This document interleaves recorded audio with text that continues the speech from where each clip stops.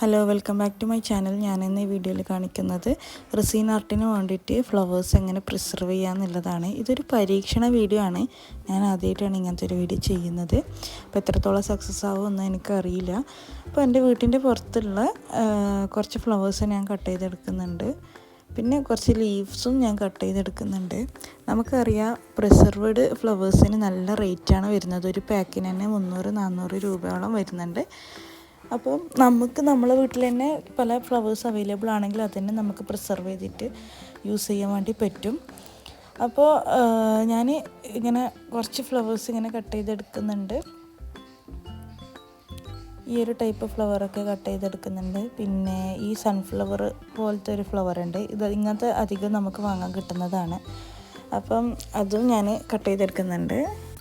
വീടിൻ്റെ പുറത്തുള്ള ഒരു ഏരിയയിൽ നിന്നാണ് ഞാനിതെല്ലാം കട്ട് ചെയ്തെടുത്തത്.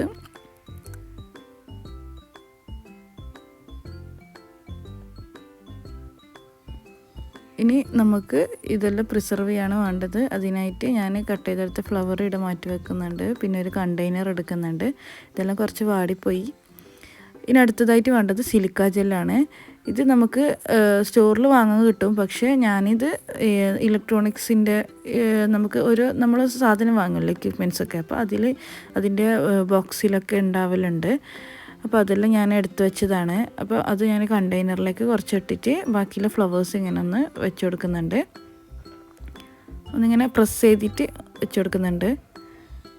ഞാൻ കുറച്ച് യൂട്യൂബ് വീഡിയോസൊക്കെ റെഫർ ചെയ്തിട്ടാണ് ഈ വീഡിയോ ഉണ്ടാക്കുന്നത്. അപ്പോൾ എത്രത്തോളം സക്സസ് ആവുമെന്ന് അറിയില്ല. ഞാൻ ഇതുവരെ ചെയ്ത് നോക്കിയിട്ടില്ല.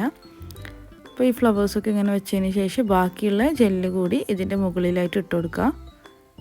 അപ്പോൾ ഈ സിലിക്ക ജെല്ല് എന്ന് പറയുന്നത് നമ്മളെ ഫ്ലവേഴ്സിലെ വാട്ടർ കണ്ടൻറ്റ് ഫുള്ള് എടുത്തിട്ട് ഡ്രൈ ആക്കുന്ന പറയുന്നത്. അപ്പോൾ ഇത് നന്നായിട്ട് അടച്ചിട്ട് ഒരു 3-4 ദിവസം കഴിഞ്ഞിട്ട് നമുക്ക് നോക്കി നോക്കാം. അപ്പോൾ ഒരു 4 ദിവസം കഴിഞ്ഞിട്ടാണ് ഞാനിത് നോക്കിയത്. അപ്പോൾ ഇതാണ് ഈ ഫ്ലവേഴ്സിൻ്റെ ഒക്കെ അവസ്ഥ. കണ്ടാൽ പോലും മനസ്സിലാവുന്നില്ല. ആകെ നല്ലോണം ഡ്രൈ ആയിട്ട് ഡാർക്ക് അടിച്ചിട്ടുണ്ട്. എന്താ പറ്റിയത് എന്നറിയില്ല. നല്ലോണം ദിവസം വെച്ചതുകൊണ്ടാണോ എന്താണെന്നറിയില്ല. അപ്പോൾ ലീഫൊന്നും അത്ര ഡ്രൈ ആയിട്ടില്ല.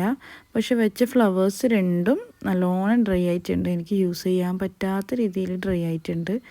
അപ്പോൾ എവിടെയാണ് ഫോൾട്ട് പറ്റിയതെന്ന് അറിയില്ല. നിങ്ങൾ കമൻറ്റിൽ അറിയിക്കുക.